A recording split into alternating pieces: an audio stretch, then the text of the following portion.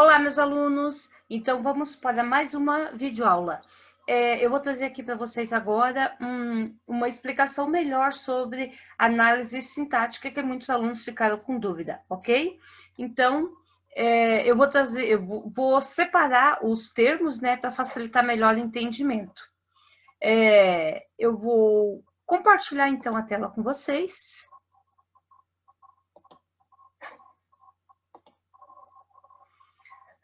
Vamos lá.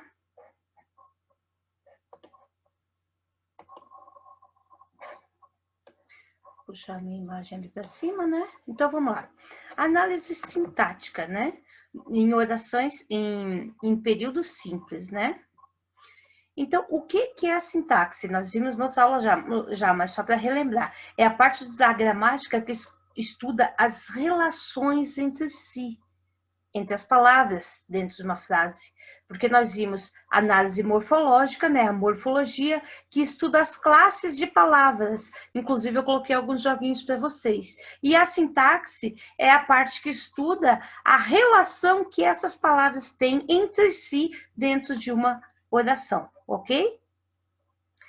O que a gente precisa aprender para fazer uma análise sintática? A gente precisa aprender a identificar e reconhecer os constituintes sintáticos de uma oração, que são o quê? Sujeito, o predicado, o objeto direto, indireto e tudo mais.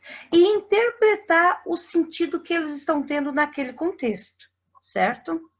E para que serve essa análise sintática em nossa vida, né?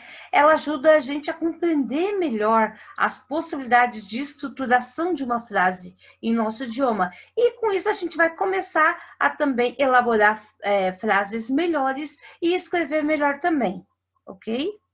A gente vai começar é possível que a gente escreva melhor, com mais clareza, né? E também entendermos melhor o conteúdo.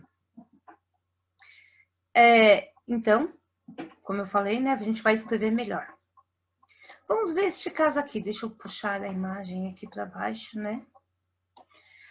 A análise sintática deve ser feita em conjunto com a análise morfológica e até com a semântica das palavras e o seu significado. Por quê? Olha só essas três orações, né? O aluno tocou a campainha nervoso. O aluno nervoso tocou a campainha.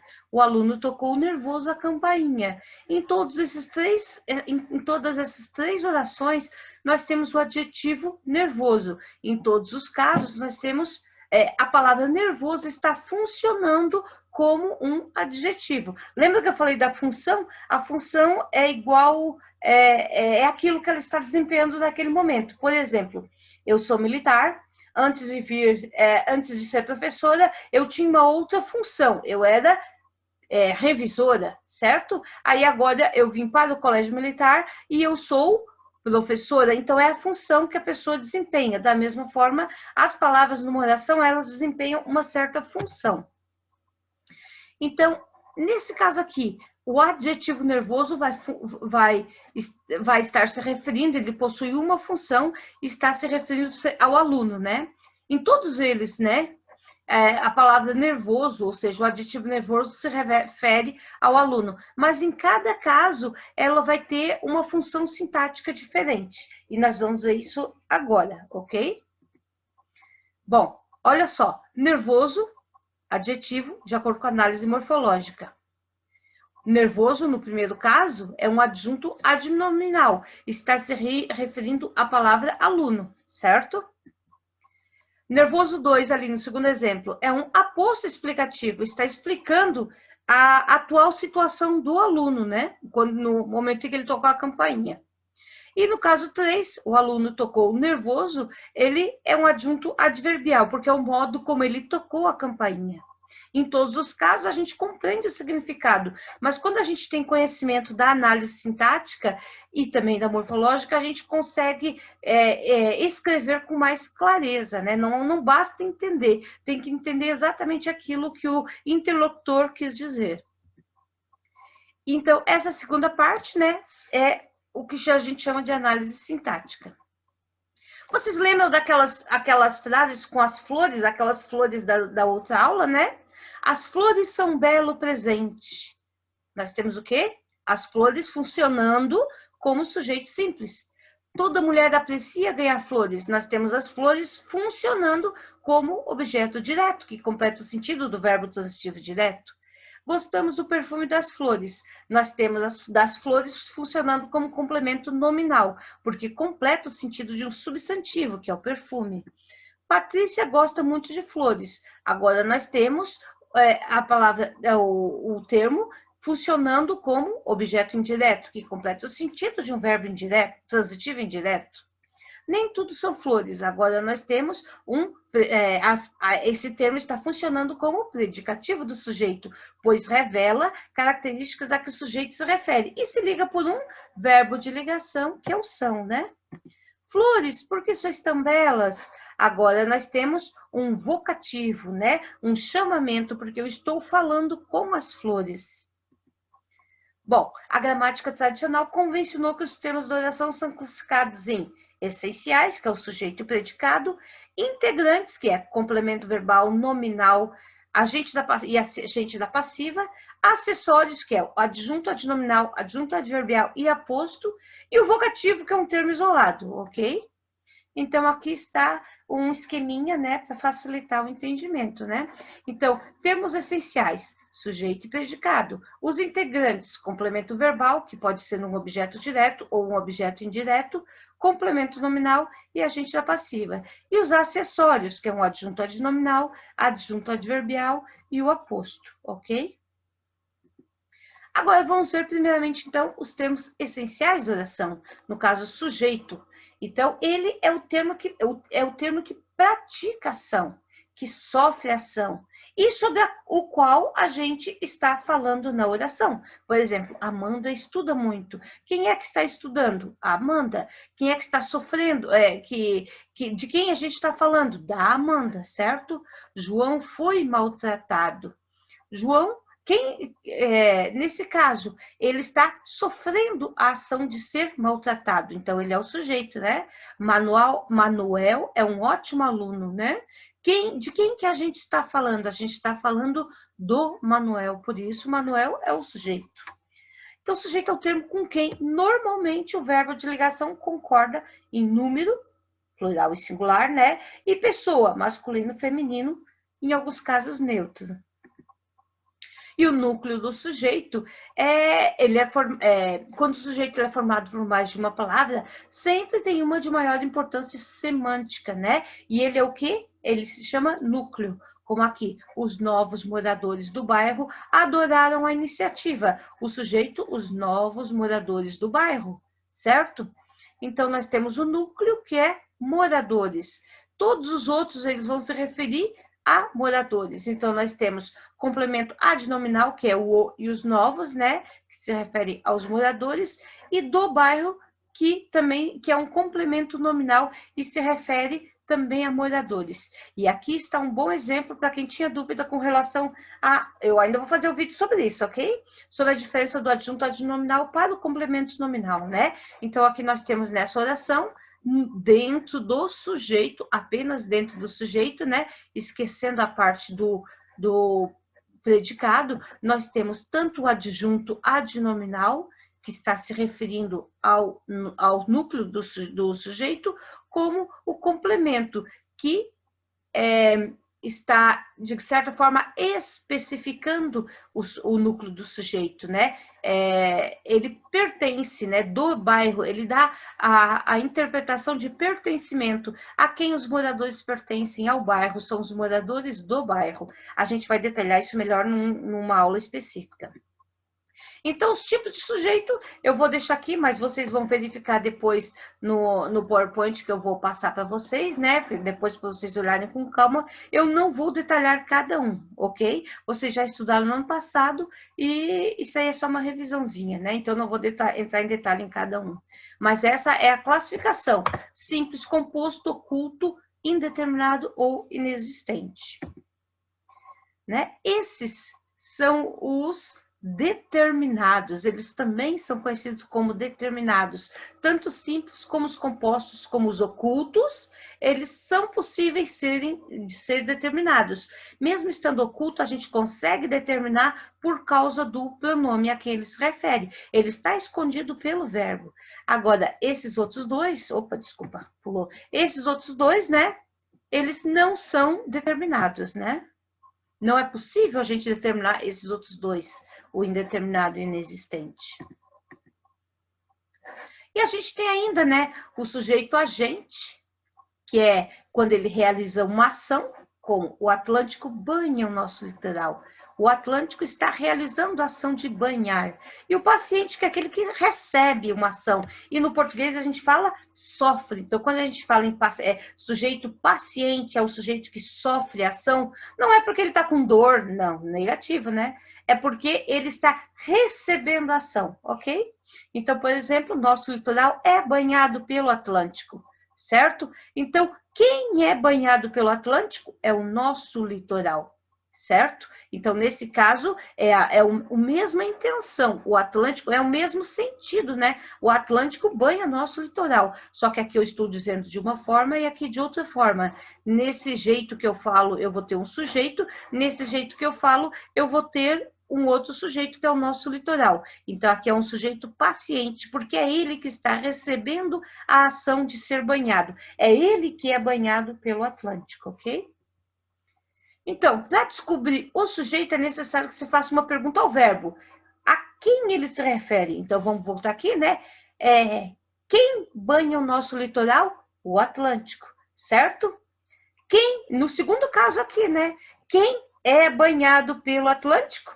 Nosso litoral, entendeu? Então, eu vou perguntar para o predicado quem, né? No primeiro caso, quem banha nosso litoral, e no segundo caso, quem é banhado pelo Atlântico, entenderam? Bom, e agora vamos lá, responda. Eu vou deixar aqui, das orações abaixo, qual a alternativa em que se pode identificar uma oração sem sujeito? Aqui vocês podem dar uma pausa no vídeo para tentar responder, mas eu vou tocar o vídeo, mas vocês dão uma pausa e tentem responder sem consultar a resposta. Mas vamos à resposta. Ó, resposta: na fazenda de Pedro havia uma lagoa enorme. E por quê, né? Porque o verbo haver, ele está no sentido de existir. Então, ele é um sujeito inexistente. É um dos casos da oração sem sujeito, né? No primeiro caso, condenado criminoso a 8 anos de prisão. Condenado, ele não é impessoal, ele é pessoal e exprime uma ação. No caso aqui, a gente não tem como identificar exatamente quem é o criminoso, né? Ele está no sentido genérico, mas dentro de um contexto a gente identificaria quem foi que condenou, né? Mas ele não é impessoal, ele é pessoal, ele tem uma pessoa a quem se refere. A gente só não consegue identificar quem é a pessoa pelo verbo, porque é muito genérico. Eles pode ser qualquer um, né? Então, nesse caso, a gente colocaria o sujeito oculto, né? Eles condenaram o criminoso a 8 anos de prisão. Ele não é muito exato, a terceira pessoa do plural. Cães e gatos podem viver em harmonia. Sujeito composto, né? Cães e gatos. O diretor da empresa, sujeito simples, embora eu tenha várias orações. O diretor da empresa tomou decisões equivocadas. Lembra aquele caso? O núcleo, que é a palavra principal, é diretor, e todas as outras estão se referindo à palavra diretor. O diretor e da empresa, diretor, certo? E o Dia das Crianças não acaba nunca. Sujeito simples também. O Dia das Crianças, embora tenham várias palavras. Bom, e o predicado, que é o próximo termo essencial, né? É o termo que contém a declaração a respeito do sujeito, né? E ele também possui um núcleo. Então, no caso do exemplo, as crianças estão brincando na pracinha. Estão brincando na pracinha é o predicado. Então, logo o sujeito é as crianças. E os 3 arquitetos finalizaram o projeto. Sujeito, os 3 arquitetos, e o predicado finalizaram o projeto. Ok? O predicado, ele pode depender ou não da existência do sujeito. A gente já viu isso, que a gente tem oração sem sujeito, né? Então, o verão brasileiro é implemente. Sujeito, o verão brasileiro. Predicado, que é a declaração de que se faz do sujeito, é implemente. E nesse outro caso, havia muitos pássaros no céu. É um sujeito inexistente, porque havia é um verbo impessoal, está no sentido de existir. E a classificação, né, nominal, quando o núcleo do sujeito, a classificação dos predicados, né? Então, quando o núcleo do predicado é um nome. Nomes são substantivos, adjetivos e pronomes, ok? E ele é ligado o quê? Ele é ligado ao sujeito por um verbo de ligação. E geralmente ele contém uma característica ligada a ele, né? Então, o núcleo do predicado nominal recebe o nome de predicativo do sujeito. Por exemplo, as crianças eram espertas. O sujeito, as crianças. Porque eu vou perguntar para o predicado quem eram espertas. E vocês vão responder, as crianças. Eram é o verbo de ligação. Lembram dos verbos de ligação? Ser, estar, parecer, continuar, né? Ser, estar, parecer. São alguns poucos verbos, né? Normalmente é ser, estar, parecer, permanecer e continuar. E espertas é o núcleo do predicado. Ele contém uma característica do sujeito, que é as crianças, ok? E ele é verbal, quando o verbo é o núcleo, né? Pode ou não ter complemento, como as cerejeiras floresceram, né? Ou a criança gostou da comida, né? No primeiro caso, as cerejeiras é o sujeito, núcleo, cerejeiras. E floresceram é um predicado e também é o núcleo do predicado. E mais nada precisa ser dito, porque já é um verbo que contém o sentido completo. A criançada, sujeito. Gostou da comida, predicado, e o núcleo é gostou, porém ela necessita de complemento, porque quem gosta, gosta de alguma coisa, e o complemento então aqui é da comida, ok? Aqui tem um esqueminha melhor para vocês compreenderem, eu vou deixar, vocês vão pegar depois no PDF, né, para vocês compreenderem melhor, ok? E nós temos também o sujeito, o predicado verbo nominal, quando o seu núcleo é um verbo e também um nome, né? Sendo que este último, no caso, o nome, ele possui uma característica ligada ao sujeito, né? Ou até um complemento, como objeto. Nesse caso, o sujeito voltou ferido, né? Nós temos sujeito como o soldado como sujeito e voltou ferido é o predicado. O núcleo verbal é voltou, mas nós temos um outro núcleo que é nominal. Nesse caso, ele contém uma característica do soldado. Voltou não é um verbo de ligação, por isso ele é núcleo. Também é núcleo do predicado, porque ele não está apenas ligando, né? Ele realmente tem ação, ele tem ação de voltar. Ele pegou, né, a sua mochilinha, entrou no avião, ou entrou no caminhão, ou entrou na viatura, mas voltou ferido. Então, ele voltou, possui uma ação, e ferido é o modo como ele voltou, né? Então, ele está trazendo uma característica do soldado nessa segunda parte, que é o núcleo nominal deste predicado. Aqui nós temos uma síntese, né? Da predicação verbal, é o verbo transitivo, transitivo direto, transitivo indireto, tudo isso aí vocês viram no ano passado, né? E nós temos também o transitivo direto e indireto. Então, Eduardo viajou. Viajou, ponto, não necessita de um complemento. Eu posso colocar, viajou para a Itália, mas não necessita, né? Eduardo comeu. Se eu digo comeu, né? Vou precisar de um complemento. Comeu o quê? E como ele não se liga por nenhuma preposição, ele é direto, né? Eduardo assistiu ao filme. Indireto, porque quem assiste, assiste a alguma coisa. Então, nós temos a preposição. Aqui a preposição a, que vai se ligar ao artigo o para formar ao. E nós temos aqueles verbos que são transitivos direto e indireto, porque eu vou fazer uma pergunta e eu terei duas respostas. Então, Eduardo informou alguma coisa a alguém. Então, é o problema ao diretor. E o verbo de ligação, ser, estar, parecer, permanecer, continuar e alguns mais. Mas são pouquíssimos. Eduardo é preguiçoso, então nós temos um verbo de ligação e aqui nós temos um predicativo do sujeito, ok? Essa é a classificação dos verbos e depende dessa classificação para que possamos identificar os seus complementos, os complementos das orações. E nós veremos os complementos na próxima aula, ok? Então, deixe-me parar este compartilhamento. Pessoal, então daqui a pouquinho eu sigo com o próximo vídeo, né? Justamente para ser curto e cada um entrar apenas naquilo que ficou com dúvida. Então, até daqui a um pouquinho.